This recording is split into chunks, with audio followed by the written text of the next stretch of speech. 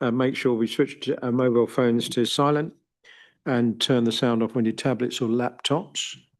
It's being live streamed via YouTube, so members of the public are able to follow proceedings. I think Sadie's going to give me a heads up of any people indicating online they'd like to speak. Will do. Thank you. I would like to take the opportunity to remind members that we are subject to the Council's Code of Conduct, which requires us to uphold certain standards, including, importantly, respect. Members across the chamber may not always agree with one another, but I would ask that in our disagreements, we endeavour to always be respectful of other people's views. I would also like to ask that members of the public attending this meeting do not interrupt or speak outside of the designated speaking slots if you have one. And also please refrain from approaching councillors unless you're invited to do so. So, Nikki, apologies, please. We have apologies from Councillor Tom McCann and Councillor Patrick Clark, who will be arriving late. Indeed, Patrick could be running in here any time. And do we have any declarations of interest? None received, Leader. Okay. So we have two items on the agenda tonight. The first one is the North Wessex Downs National Landscape Management Plan, 2025 to 2030. And we do have the Vice Chairman, I believe, of the North Wessex Downs National Landscapes, Councillor Tony Vickers, who's been instrumental in developing this. And therefore it's appropriate that we ask him to speak as we go through that item. The other item, two-item agenda, will be the local government organisation full proposal, and therefore we're aware, we saw this at full council. Scrutiny looked at it, I believe, on Monday night. So that's our two-item agenda, and just nearly threw me. Private joke, beg your pardon. So let's introduce the first item, which I believe is going to be Councillor Denise Gaines to introduce the report. Denise, please. So introduce. Thank you. Yeah, excellent. Do I have a seconder? I'd like to second, please, Chair. And will you reserve your right? I will indeed. Thank you. Okay. So but what I'm going to do here, I'm going to take Councillor Gaines' introduction, then Councillor Vickers, and then open it up to executive, and then across the chamber. So back to you, Councillor Gaines. Thank you. Thank you, Leader. This report is asking that we as an executive adopt the North Wessex Downs National Landscape Master Plan. We're extremely fortunate to live in West Berkshire. 73% of this area is designated as AONB, or what they now call National Landscape, making this document vital to give us and all the other local authorities included in this master plan the tools, guidelines and information to ensure we safeguard our countryside for generations to come.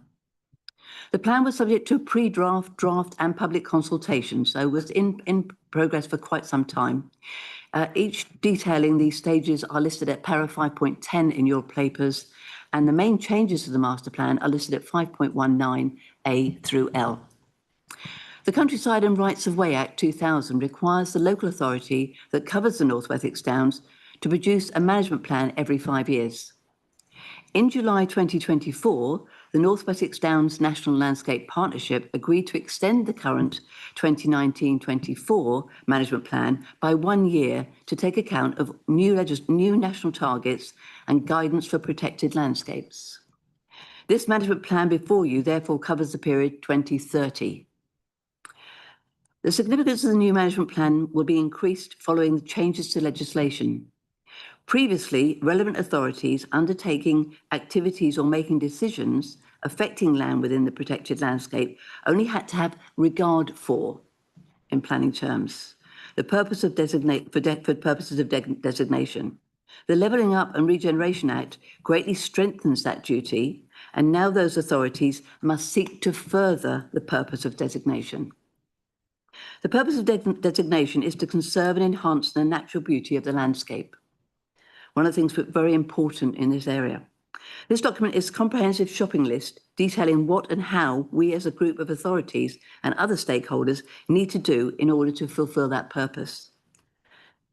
Successful delivery of this management plan for protected landscapes can only be achieved by working in partnerships with local authorities collaboratively across the whole area of the national landscape.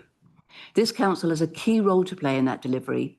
West Berkshire Council has played an integral part in the development of this management plan to help alignment with the council's current and emerging policies. The plan has been prepared by the North Wessex Downs National Landscape Partnership, acting on behalf of the 9 relevant local authorities to ensure consistency across the landscape. Those 9 authorities are detailed in the documentation that's being released by the North Wessex Downs National Landscape document.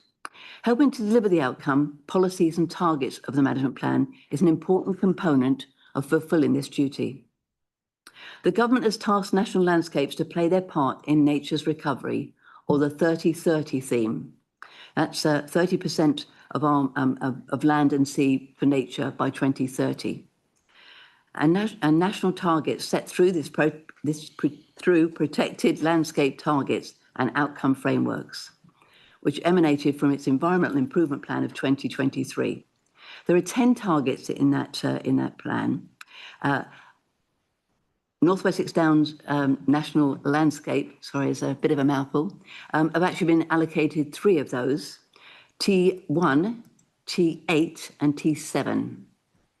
The ones in the documentation only actually specifically mention T1 and T8. T7 is something we're actually working on as an authority with their help. The mental, physical and emotional health benefits of experiencing natural beauty are becoming increasingly understood and appreciated. A landscape review published in 2019 challenged protected landscapes to do more to welcome people and enable unrepresentative groups, in particular, to enjoy these benefits too. The management plan sets out the long-term goals for the management of the national landscape and sets out a set of overarching principles to be applied when using and implementing the management plan. Those principles are explored in the master plan and are detailed at 5.9. In order for the council to be able to meet its obligations to the management plan, requires adoption by this council and all other councils in the partnership. Therefore, I'm seeking approval for adoption of this management plan 2025 to 2030. Thank you, Chair. Thank you, Leader. Thank you very much.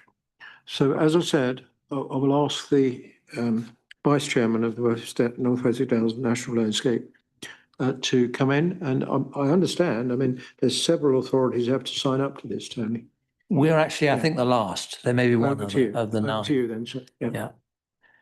Yeah, thank you so much for allowing me to speak, Chair, and indeed for allowing me to be this council's appointee representative on the Council of Partners, which is a large body, but the key players on it are the representatives of the 9 local authorities, because they are, as it says in the implications section of your report, section 3, responsible for paying for 25% of the core funding of the team, very small team based just outside Hungerford in our ward, which actually is the largest ward in the North Wessex Downs in this district. So that amount, 25% of the total core funding, is only £75,000 shared between the 9 authorities on a basis proportional to the area that they have. And I think it's really good value for money, that core funding, because for every pound that one of the local authorities like ours puts into the core funding, over the last 6 years, it can be shown that we've had, on average, £10 back through DEFRA, a separate government department, money which we would not otherwise get. And when you bear in mind it's such a large portion of our area, if you don't actually live in the North Wessex Downs, it's within a 15-minute drive for every one of our residents. It's money that we need to associate ourselves with, I think, very positively. In addition to the real money, what I found from the team is that although that most of them are part-timers, there's an 11-person head count. They're only equivalent to 7 full-time equivalent, but they are so enthusiastic. I'm sure that we all get more value for money out of them per hour than we're actually entitled to. And also their enthusiasm is infectious, and there is an enormous volunteer resource coming in from all sorts of sources, which I learnt about at this morning's annual forum. It really was an inspiring meeting. So going through the other implications, I just want to pick out a few, Leader. Legal, yes, I mean, there is in theory the option of not adopting the plan, but that would not do away with our legal duty to seek to conserve and enhance the North Wessex Downs. It would just mean we don't have a plan for doing that, nor can we demonstrate to government that we've done it. So I don't think it's a realistic alternative option, Leader. In terms of the environment, there is some confusion over the number of these targets that Councillor Gaines has referred to. Although it says in our report we have 3, and in theory we do. In the actual published report, which I only picked up today, and there were some tweaks done to the report between the consultation with local authorities that was carried out in the late summer and actual publication. The T7 is about restoring peatland. And when they looked at the amount of peatland that we have or could have, it's so small, and all of it's in wetland, which is covered by the habitat restoration target T1, which is far more important. So although we're going to do the work, we're not including that target in the plan as it happens. And coming back to the volunteering, we know that any outdoor activity has enormous mental, physical, health and social benefits, and that can't be understated. The other, moving down to the report, Leader, para 4.2 and para 5.4 in the report refer to relevant authorities, and I quote that. It's not just the statutory authorities like local authorities and indeed parish and town councils and people like Thames Water and the Environment Agency, Natural England. Anyone who makes a decision about which affects the conservation or enhancement of the North Wessex Downs is now bound to do it or to explain why they can't. Now, how you actually monitor and enforce that is a separate matter. But it's not a duty that is restricted to just statutory organisations. And my goodness, when you look at all the landowners and the businesses that operate within that area, they have all got to be bound by that duty. At the end of this morning's forum, all those present were asked to make a pledge that their organisation, so I took the liberty of making a pledge on our behalf, Chairman, and I hope, knowing what our own values are in this council, my pledge was that we would endeavour to get rid of this atmosphere of confrontation that we have, particularly in the planning service, between us as an authority that grants consent and those that ask us for consent. And we should instead be working in a more collaborative way, because it is, after all, a partnership. It's the Council of Partners. We are a partnership with many of these other decision makers in the area. Just 3 bullets on 5.9 I want to also highlight for you, members. When it talks about nature recovery going hand in hand with economically viable farming and land management, we mustn't forget that all these private sector decision makers, indeed some of the public sector ones, have to turn a profit. So you cannot expect people to do nature recovery in an environment where their wider business cannot, as a result, remain viable. The danger is that some landowners, and they are the majority, who are totally sold on what we're trying to do in this management plan, will find that they have to sell to another landowner that might not be so collaborative with us. Of course, land management must take account of the need for climate mitigation and adaptation, and that's embedded in the document. And finally, Leader, the IUCN Green List. We will be, if we pass through this process, which is overseen by a United Nations body, we will be the first part of the United Kingdom that has achieved that status. And that should be something that this authority and the other authorities, whatever they are at the end of the 5 years, and they won't be the same authorities, should be proud of. So thank you for giving me that chance to highlight certain aspects. As you can tell, I'm very enthusiastic about the future of working with our partners in this management plan.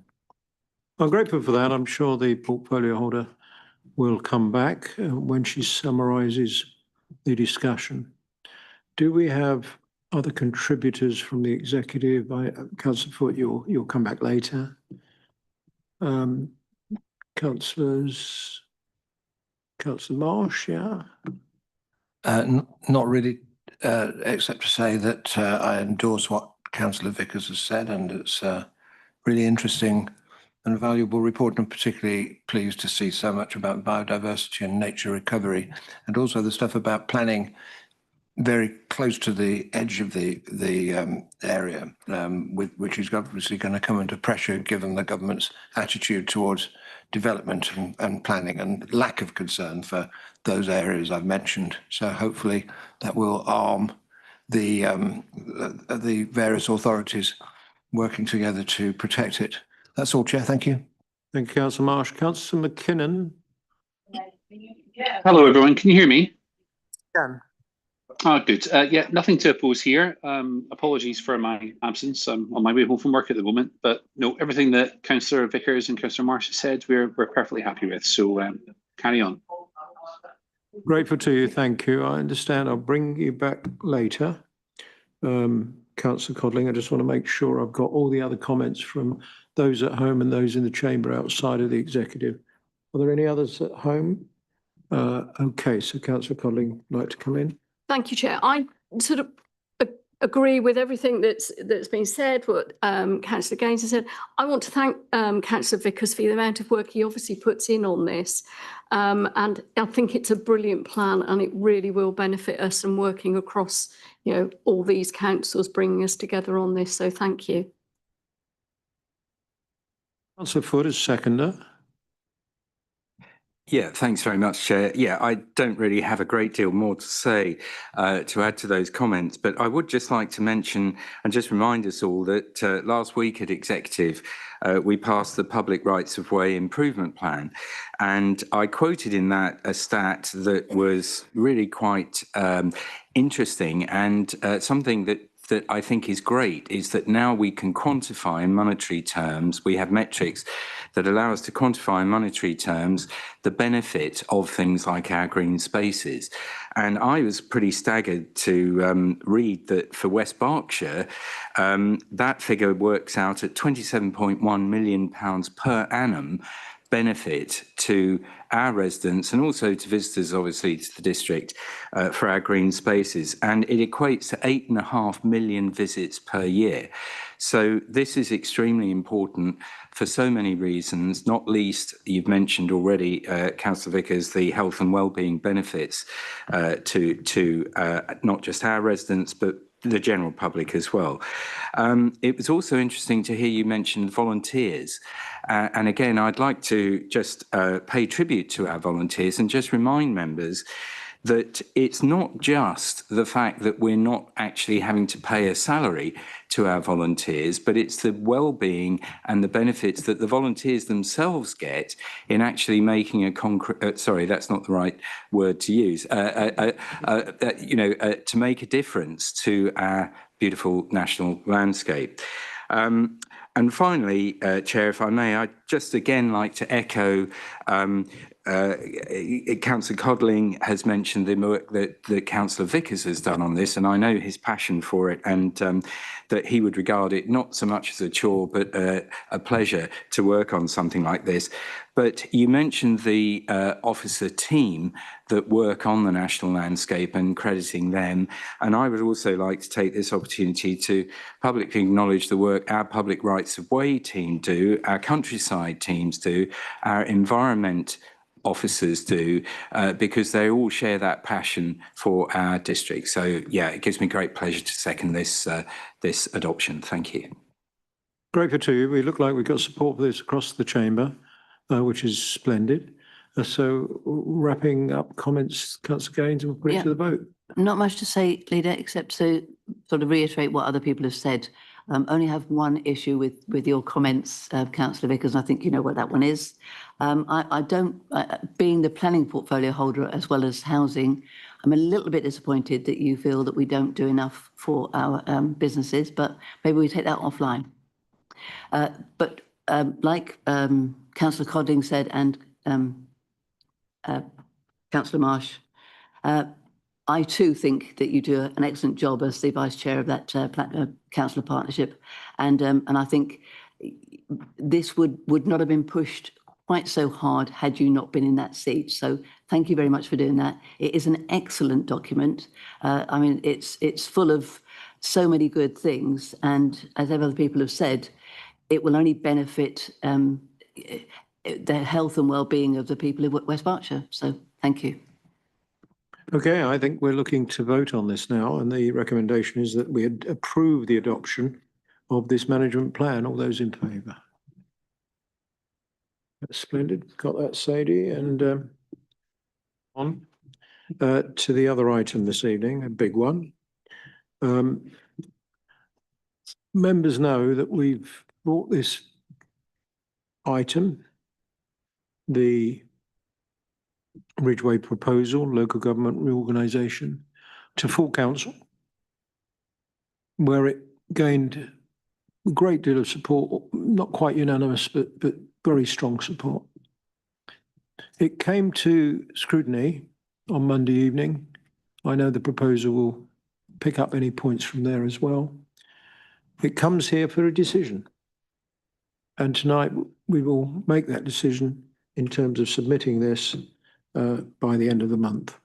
So if I could ask Councillor Pemberton to move the recommendation, then I'll look for a seconder and then I'll come back to him. Yes, so moved, Leader. Thank you very much. I will second myself, given that I've been heavily involved in it for several months, probably a year now. But back to you, Councillor Pemberton. He will say that in his introduction.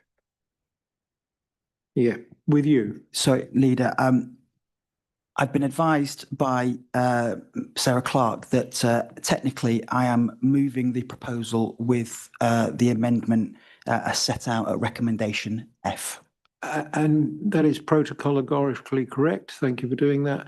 I know you were going to refer to it in your introduction, but now if the monitoring officer is happy, I ask you to introduce the item, please.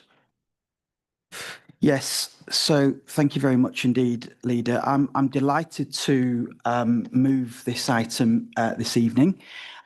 As you have alluded to, Leader, this is something which members have had the opportunity to discuss already at full council, as well as scrutiny earlier in the week. So I'm working on the assumption that pretty much everybody in the room is quite familiar with this and where we are at the moment. But I will do a very, very brief background, and I promise I will make it brief.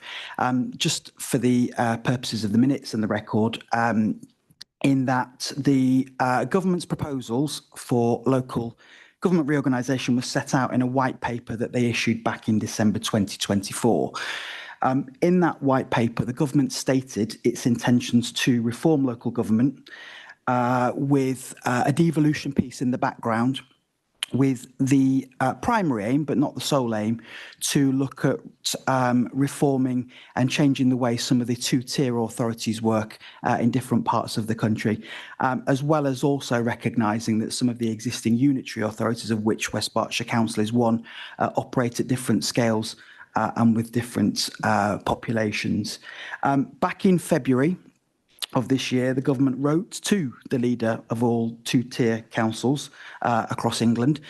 Within Oxfordshire, that includes 5 lower-tier authorities. So you've got the 4 district councils, along with Oxford City Council, and they invited the leaders of those councils to develop a proposal for local government reorganisation and to provide guidance on the development of those proposals.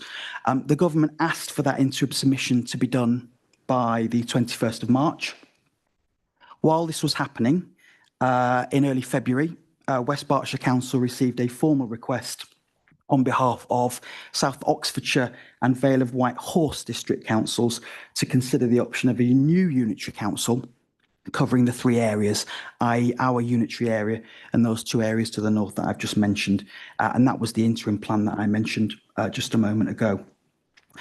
That course of action was approved by our executive here back on the 19th of March, and the government has asked for full proposals to be submitted by the 28th of November, which is obviously fast approaching. The pack that members have got in front of them this evening is a formal proposal for what's called a two-unitary authority submission, deputy referred to as two councils. To the south, where we are, you will have a proposal for West Berkshire Council to merge with South Oxfordshire and Vale of White Horse councils to form the new Ridgeway Unitary Authority. And then to the north of Oxfordshire, there is a proposal to merge Oxford City Council along with West Oxfordshire District Council and Cherwell District Councils to form what is currently being referred to as an Oxford and Shires. There are financial implications to what's being proposed, as you would imagine, of a reorganisation of this size. The costs of that and the benefits of that are set out in the report. They're based on a financial model that was used by independent consultants that we engaged to help us with this piece of work. And the approach from a risk perspective has also been endorsed by SIPFA, who have been involved in those conversations. The savings are broken down in the report. There's two sets of savings, essentially. There's the initial transition savings from reorganising our staffing structures and looking at our council assets. And there are transformation savings arising from transformation programmes, potential transformation programmes, and how ambitious we want those programmes to be. The proposal is a result of some quite extensive feedback.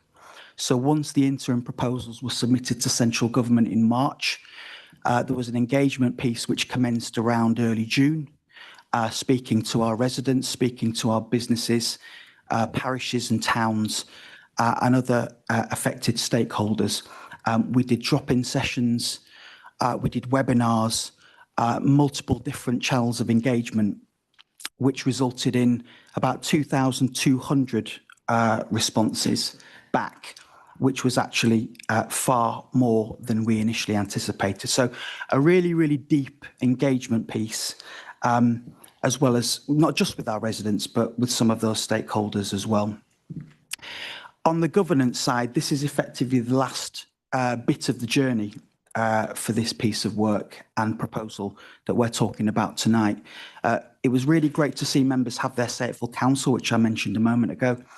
We fielded a number of questions earlier in the week at scrutiny, and I was also delighted to see that some of our partner authorities or our proposed partner authorities have had an opportunity to vote for this proposal at their full council meetings, and a couple of those, Cherwell District Council and West Oxfordshire District Council, have pretty much unanimously, a bit like ourselves, voted in favour in submitting this proposal to central government for consideration and consultation.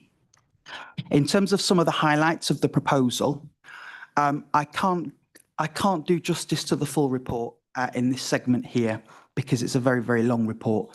But in terms of some of those high-level themes that were important to us and that were important to the people that we engaged with, we talked about our ambitions around service improvement.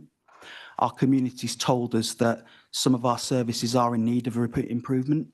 They can't carry on as they are. So some of those are quite challenging pieces around, for example, highways, social care, strategic planning. There were issues flagged to us around social care services in Oxfordshire, the price of those services. We operate at a good level here in West Berkshire, and certainly our adult social care services are something that we should be proud of, but those financial challenges do put them at risk.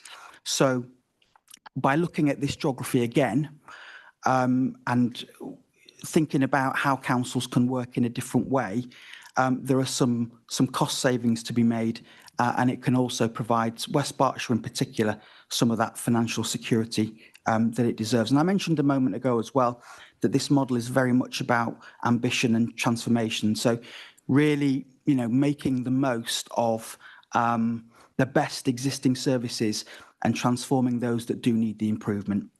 In terms of the savings, again, I touched on that a moment ago. Obviously, our residents want to see good governance, but they also want to see cost-effective governance as well. So the model is built to deliver both service improvements and financial savings. The two unitary authority proposal that we are talking about here pays those initial input costs back within 4 years. And after service transformation, so some of the transformation pieces that are set out in the report, and to be fair, some of those transformation pieces that we've already started embarking on here at West Berkshire Council, we're talking ongoing savings potentially of up to £59.8 million. So there are 3 models set out in the pack. I'll talk to them very briefly before I end around what those 2 other proposals for Oxfordshire are. But we believe that the 2 unitary authority model is the best of those 3 in terms of the ongoing financial services. And that gives us a scope to protect those services and improve them, as well as being sustainable into the future. Another really key important issue, I think, is that locality, community focus-based approach. So a council which is local enough to have that focus, with enough councillors to understand their wards and their wider geographical area.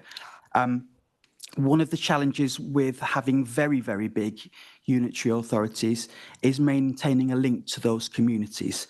So essentially, if you go too big, it becomes very challenging to engage effectively at that community level. So I think what we're proposing here with the 2 unitary is an effective scale. It's appropriate, it meets a lot of those challenges, whilst at the same time allowing us to be responsive to those towns and parishes and community organisations, while empowering them to be involved in those decisions. So, summary of the key benefits of the proposal. What central government did say in terms of their initial ambition for these new unitary authorities, they asked that the population size be around 500,000. We would meet the government's criteria on that metric. The rough numbers for Ridgeway would be around 470,000 residents to start. Obviously, that will change over time with housing and population growth. The figures for Oxford and Shires, I believe, are very slightly less, but in the same kind of ballpark. It allows West Berkshire Council to tackle our ongoing financial challenges by increasing the scale of those service provision, whilst at the same time merging with communities that we share historical and cultural ties with. A lot of those towns in the South Oxfordshire districts are very similar in scale. They're market towns. They're linked by a rural hinterland. And pre-1974, many of them were actually within the Royal County of Berkshire. And there's economic growth proposals set out in the paper as well, particularly around how we can improve efficiencies with our adult social care provision, our SEND provision, and our children's services provision. These have been put together by a nationally recognised advisor to show how those combined unitaries can deliver effective growth to benefit local communities. In terms of timescales, this submission will go to central government, assuming we approve it tonight, by the 28th of November. Government has indicated that it would like to be making decisions around next summer. Hopefully sooner, the sooner the better, to provide that additional certainty. And once that decision has been made, we need to think about what the councillor representation looks like. So we are envisaging elections to the new shadow authorities in May 2027, which will fit with the existing 4-year electoral cycle. Final comment on the other options for Oxfordshire. It's important to point out that because Berkshire was already unitarised, we didn't formally receive proposals from central government.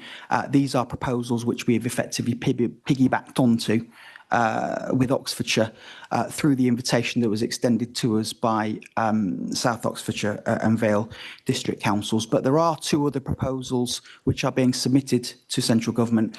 They are set out in the paper, along with a comparison. The first of those is a proposal to unitarise the existing Oxfordshire County Council, so turn that into one unitary authority on the same geography.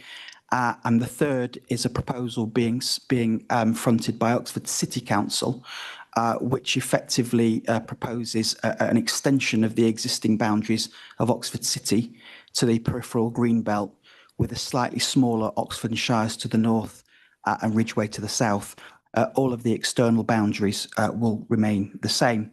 In terms of the report itself and the order in which the information is set out, there's an executive summary which highlights the rationale and the key benefits of the proposed changes. There's some background information there on the current local government landscape and drivers for reform, what the government's trying to do, and the key metrics that they gave us when we were designing this particular proposal.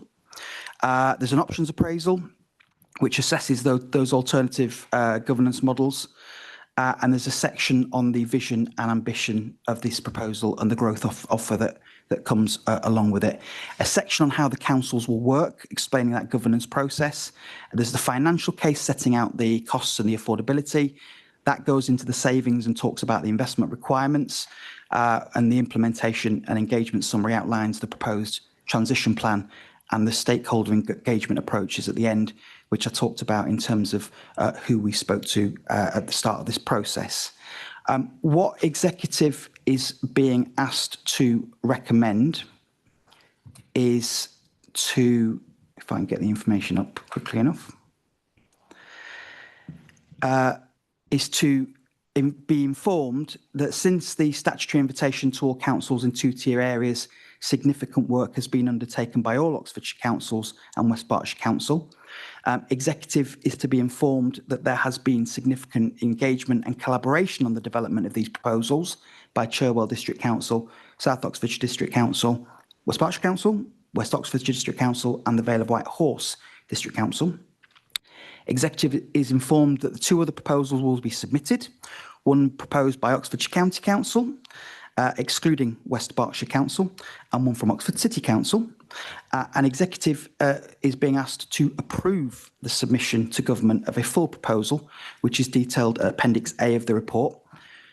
To be clear, for a two-unitary model based on one unitary council covering the entire existing boundaries of South Oxfordshire and Vale of White Horse District Councils and West Berkshire Council, with the working title of Ridgeway Council, and a second new unitary authority covering the existing boundaries of Cherwell and West Oxfordshire District Councils and Oxford City Council with a working title of Oxford and Shires. Subject to that recommendation to submit the proposal being approved, Executive is also asked to note that Cherwell District Council, South Oxfordshire District Council, Vale of White Horse District Council and West Oxfordshire District Council will submit the full proposal directly to government in line with the Oxfordshire invitation letter. And finally, to the amendment that I spoke to when I moved this item, Executive is also asking that we delegate to the Executive Director for Resources the authority, with the agreement of the leader, yourself, Councillor Brooks, and myself as portfolio holder for local government reorganisation, to make changes to the proposal document at Appendix A prior to the submission for government. And the reason for that late insertion was to address a couple of issues which arose since this matter was discussed at full council. The first being some comments from our Green colleagues, both here and at our partner councils in South Oxfordshire and Vale of White Horse district councils, to include an ambition statement, I beg your pardon, to deliver strong action on climate change and promote nature recovery, and also to acknowledge that there are some amendments which need to be made to the existing legal structures that deal with the fire authority in Oxfordshire, because the higher authority is currently Oxfordshire County Council. So that is the recommendation, Leader. Thank you. Very grateful for that. Thank you for a full and comprehensive introduction. I'm looking at Executive for any other comments. Don't want to drag this out, but I do want to make sure that we give it every importance. I'm looking across the chamber. I've got Councillor Marsh first up, only because he's in the chamber, and then I've got Councillor McKinnon showing. Thank you. Thank you. Thank you. Well, as the only member of the council who voted against this last week, I sense the vote is probably going to go in favour. So I haven't been able to, I haven't won that argument, but I will, of course, work with the rest of the council in doing everything possible to make a success of these new arrangements if they come to pass. And we look forward, particularly as Greens, working with a very large number of Green councillors on the other two authorities affected. I do have 4 questions, but they're fairly straightforward, I hope. And well, actually, maybe 3 now, because you've answered one of them already. Firstly, can you just clarify what happens to West Berkshire Council members in May 2027? Because you referred to the 4-year cycle and the fact that there will be elections to the shadow authority. If the plan is for West Berkshire councillors to continue in office for another year, then I think we owe it to our residents to say so, because somebody's going to be doing it. And I'm not sure that I've heard that the plan is for the shadow members to do it. Secondly, also related to elections or electoral matters, several members, not just me, at scrutiny, raised the issue of the ward sizes on the shadow authority, and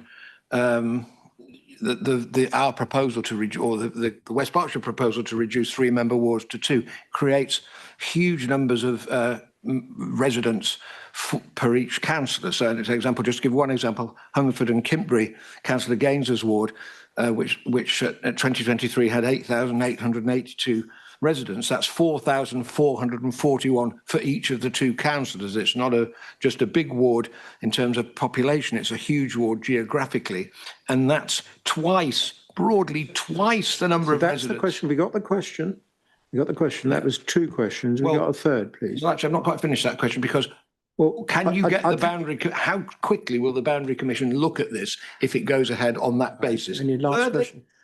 I was going to ask about the amendment on climate change. That is fantastic because that was proposed by our colleagues in the other authorities, and I'm very pleased to see that in. And then fourthly was one other proposed amendment, which again has been put forward by the other councils, namely about recognising Unison, taking this opportunity to finalise that process so that Unison will be the recognised union across the new authority. Those are my questions. Thank you, Chair. Well, I'm going to take 1 or 2 of them, and the only reason I'm going to take them is because I've been through this before.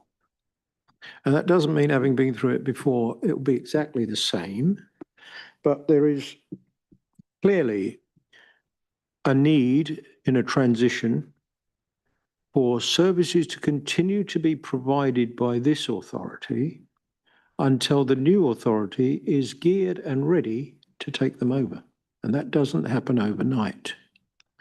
So I suspect, and it will be confirmed by government or something else will be, that this authority would continue for a year until May 2028, continue to deliver the services, while the shadow authority is putting in place the staffing, the budget for 28-29, its first year in existence. And so the services are protected in that final year before they come about in the new authority of Ridgeway. Now, I'm not saying that will happen, but it's happening elsewhere. And that's what happened in 97, 98, when the Berkshire County Council went on for a year as the district councils put in their shadow structures, staff and the like. There's an absolute logic to that.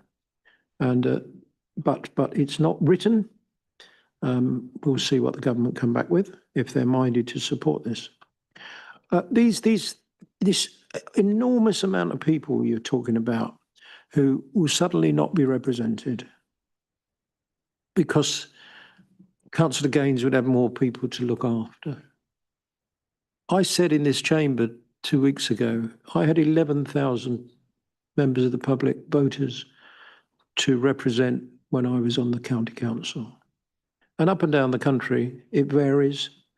It's not a crisis that you seem to be indicating that a councillor would represent more voters. The Boundary Commission review, though, which will take time, would certainly go on in the first electoral period of Ridgeway. So if it comes into being in 28, then by 32, a review will have been done and you'll see then what numbers are optimum. But it's certainly not an outlier, the sort of numbers you're talking about. Sorry, Councillor Pemberton, I might have stolen your thunder a bit. You can come back obviously on Unison. You can add to my points about the number of voters will be neglected now in this in Councillor Marsh's world. If we were to reduce the 3-member wards to 2-member wards, I totally reject that, by the way. So, Councillor Pemberton. Yeah, thank you very much indeed, Leader. In terms of the here and now, Councillor Marsh, what we had to do was find a solution which allowed us to submit this proposal within the timescales requested by central government. So I've set out the timescales. It's not a secret. This is a process that's been ongoing now for coming up to a year. The deadlines are the deadlines. And in terms of looking at the criteria that the government set us, in terms of what those councillor numbers should look like, the point that we got to is reflective of the fact that across Widgway you're looking at 96 councillors, with 38 of those here in West Berkshire. And you're quite right, it's a crude method that we've taken. We've looked at the 3-member wards and we've dropped them down to 2. That may cause complications in terms of individual wards. I don't doubt that. It will almost certainly take our average number of electors up a little bit, but it's certainly not out of kilter with the situation in other unitary authorities of a similar size to ours, or even bigger. Longer term, I'm probably going to say something that you don't want to hear, in that there's every possibility that that number might reduce further. So that 96 might become 80 for argument's sake. And I understand the challenges that come along with that. There is a wider conversation piece to be had here around the practicalities of representing an area like that, and the kind of people that are willing to come forward and represent their communities. But ultimately, that is where we are. That is a huge piece of work. And whilst Councillor Brooks has kind of set out the timescales that we envisaged, it could slip. Of course, it could slip. Nobody's got a crystal ball, and there's a huge amount of stuff that we need to work through before we even get there. On the unison piece, look, I want our staff to be given a fair shake as we move through this process, and understandably there will be concern amongst staff around what this means practically. What I would say is that the information that has been passed through to me from officers is that, generally speaking, our staff are kind of happy with the information that they're being given at the moment. Some staff are saying, wow, that's quite a lot of information. We probably don't need to know all of that right now. And others are saying, can you tell me a little bit more? That will obviously change as the process unfolds. And it's absolutely right that we inform our staff and keep them in the loop as much as we possibly can. But I think in terms of making some of those firm decisions around unison and the role that they will play, I would respectfully say that we're probably a little bit earlier to be thinking about that. Thank you very much. Councillor Ross McKinnon, please. Hello, thank you. I support this proposal entirely. I would agree with what Councillor Pemberton's just said. The unison proposal was rejected at scrutiny. Doesn't happen often, Councillor Brooks and Councillor Pemberton, but we fully support everything that you're doing here. I think if local government reorganisation has to happen, this is by far the best option, and you have our full support going forward. And I won't detain the meeting anymore. Very grateful to you. Thank you very much, Councillor McKinnon. Are there any others online who wish to speak? Sadie? Okay. I'm going to take my opportunity now to second. Then I'll ask Councillor Pemberton to wrap. So this has been through a lot of sort of governance to get to this point.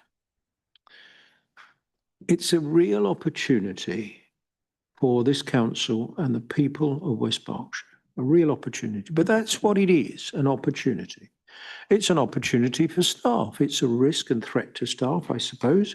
There will be some consolidation in any transition. But it's an opportunity as well for careers to step up and find more opportunity within your employer's organisation.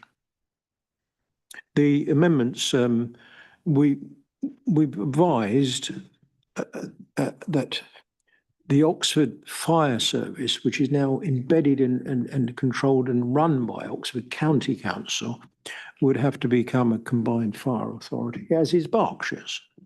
And that would be an instrument, legal instrument, secondary legislation that could be introduced.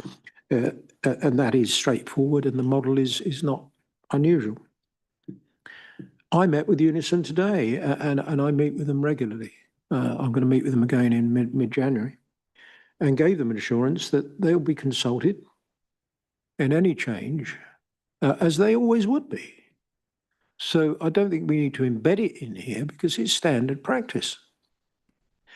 But it is an opportunity only, and I want to reassure people that if this were not to find favour, and I believe it is the right thing to do, and it will resolve, certainly in the short to medium term, financial challenges here, we are providing very, very good services as judged by Ofsted and other bodies. We are delivering good services across this authority. We have financial challenges. We are being supported by government to work our way out of those financial challenges, but there isn't enough money in local government everywhere for the demand that's being placed on it by the demand-led services of adult social care and children's family services in particular, dramatically in particular. So we need a national programme across all councils to help manage that demand by earlier intervention so that you dampen the demand down. You manage the demand without reducing the service provision by keeping people safe, but working with families to prevent children coming into care, to prevent them needing support, as an example. Unless we do that, unless we're helped to do that, we could become Ridgeway and get back to the same place that we find ourselves now in several years' time, even with those economies of scale we've developed. So the assurance is this: if West Berkshire Council exists after 2027 on an ongoing basis, we will continue to deliver good services. I don't want any doubt about that. But I believe, and the executive believe, the council believes, that we will be better in terms of our resilience, our capacity to deliver very good services with economies of scale, with strength in numbers, with more resilience in departments that may have 1 or 2 people now and would have 7, 8, 9, 10 people. That is far better equipped to provide 470,000 people with good services rather than 165,000 people. I've said before, and I'll say it again, and I don't mind saying it again after this.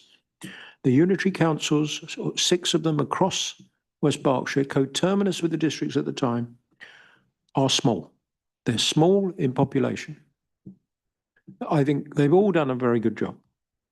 But this takes us forward and gives us more certainty on continuing to deliver those good services well into the future.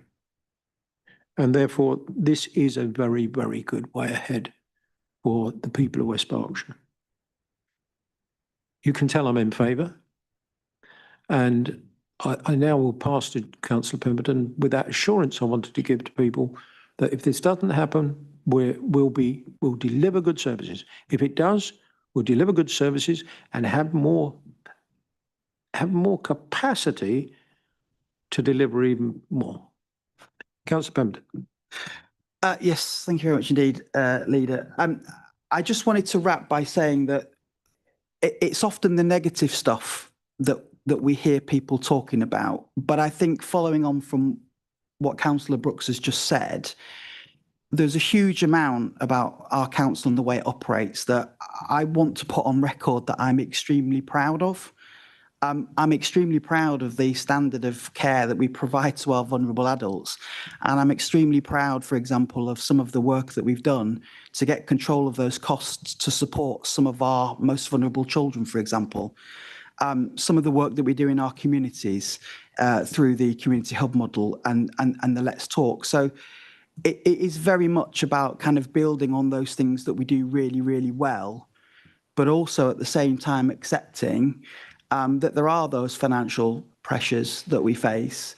And hopefully this will go some way to alleviate that. Nobody likes change. Nobody likes change deep down. But what our communities expect is strong leadership. Yes, they expect those high quality services, and they also expect those services to be provided, value, good value for money. And obviously we've seen how that comes up against some of those financial realities that we have to address. So it's not about whether we want to adapt, it's how we adapt. The government have made it very, very clear what they want us to do. And our council officers have done a huge piece of work to be proactive in piggybacking onto that proposal from Oxfordshire to design a proposal and a unitary authority which will be fit for the future, which will be resilient, which will face some of those challenges and give us those economies of scale, which will hopefully see us through and be able to continue to provide those really, really great services. So I endorse this as well, and I'm grateful for all of the comments I received. Thank you. So members, we are agreeing the recommendations with an additional recommendation as has been described. I too would like to, before we go to the vote, thank our officers. A year ago, this was an idea. And tonight you are approving a fully fledged, well documented and well put together submission that makes enormous sense and provides enormous benefit. And that has had to be done in consultation and agreement with five district councils and the county council, okay, 6 bodies talking. The county council isn't in this submission, but nevertheless, we've been to many, many meetings with them. This document has had to be fashioned and agreed almost word for word across all those, the district councils, the city council, and our own council. It's a tremendous piece of work because actually they carried on with a day job as well. This is extra homework that they've had to do, and I'm grateful to them. So, members, I'm okay to go to the vote, Nikki? I'm just getting the heads up. We're going to get through this in 57 minutes, I would imagine, but I think we've had a good debate, another good one. And members, I'm looking for you to vote in favour of this submission. Should you wish to do so, all those please show.